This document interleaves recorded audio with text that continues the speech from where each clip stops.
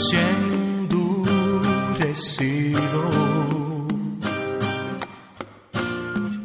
a causa de los años que no he estado contigo. He desviado lentamente mi mirada a cosas vanas y poco a poco voy tratando de ignorar que tú me llamas.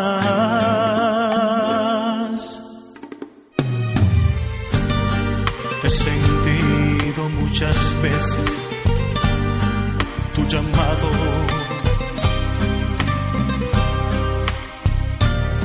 y me hago el sordo para que puedan pensar que no he escuchado.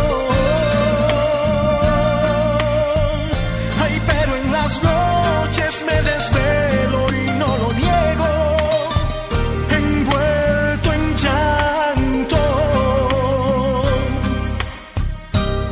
porque sé que mi Señor jamás será burlado.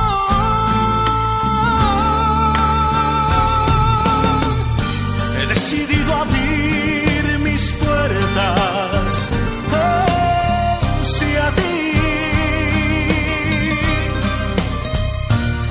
Toma mi corazón, yo te lo doy, Señor, sin que haya nada que cambie mi opinión, porque esta sensación que hay en mi alma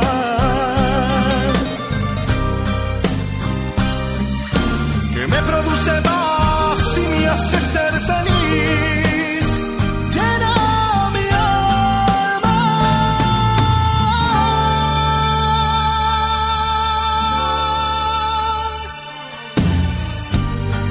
Mi Señor,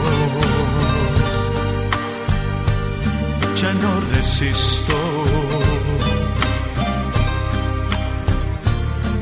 Extraño los momentos, los minutos que yo